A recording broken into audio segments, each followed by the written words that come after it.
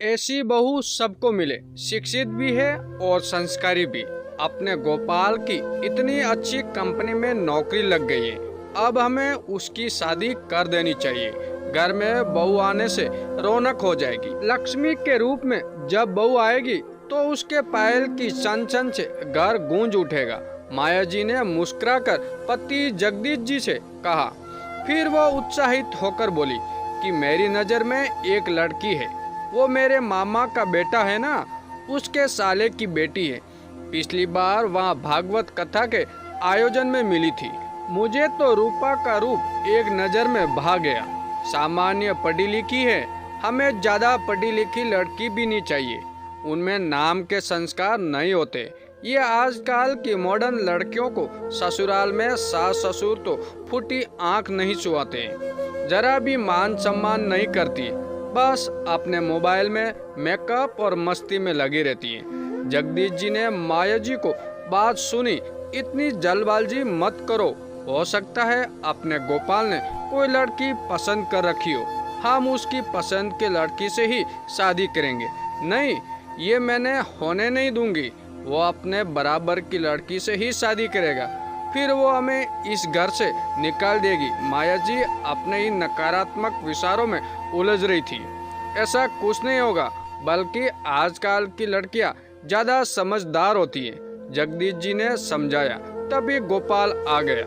माँ, एक लड़की है, मैं उसी से शादी करना चाहता हूँ। ये सुनकर माया जी के रोंगटे खड़े हो गए। वो घबराकर बोली, कौन है? मेरे ऑफिस में है और मेरे साथ ही काम करती है।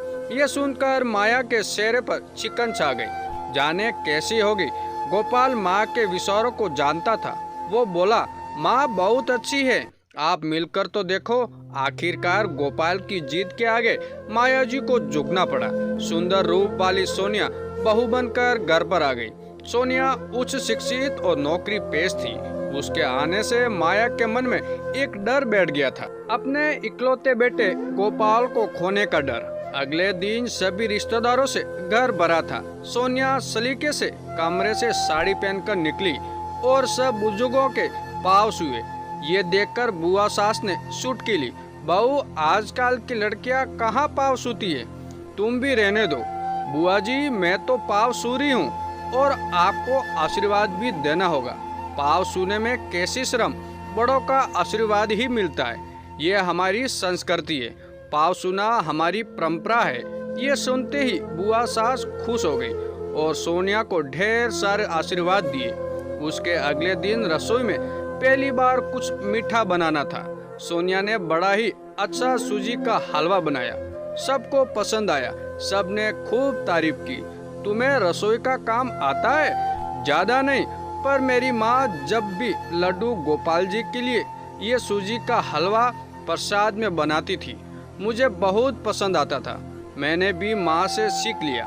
मम्मी जी, काम सीखा हो तो हर जगह काम आता है। सोनिया ने माया जी का दिल जीतना शुरू कर दिया। ऑफिस वो वेस्टर्न या सूट पहनकर जाती थी, पर जब घर में त्योहारों या किसी सामाजिक समारोह में जाना होता था तो पारंपरिक कपड़े पहनती थी, खूब सजाती संवरती थी।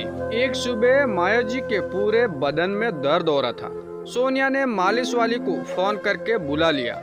मम्मी जी, आप थक जाते हो, ज्यादा नहीं तो सप्ते में एक बार पूरे शरीर की मालिश करवा लिया करो।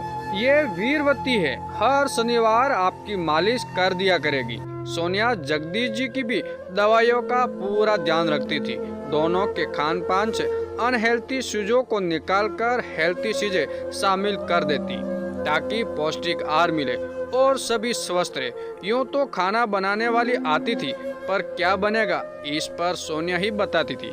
माया जी और जगदीश जी की शादी की सालगिरह आई।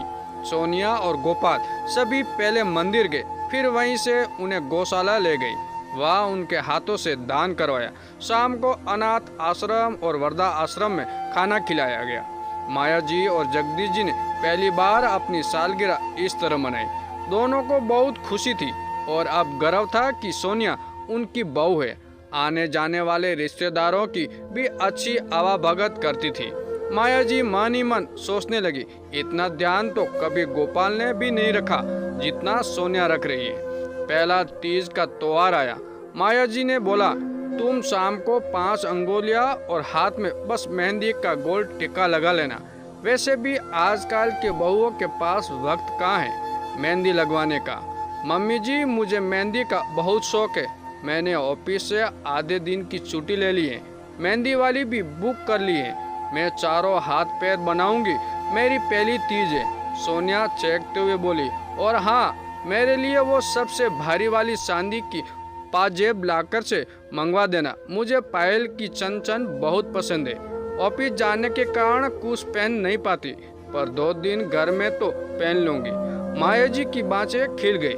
जहाँ सोनिया सुंदर, समझदार, उच्च शिक्षित, नौकरी पेश थी, वही दूसरी तरफ बड़ों का सम्मान करने वाली, रीति रिवाजों और परंपराओं को निभाकर चलने वाली थी।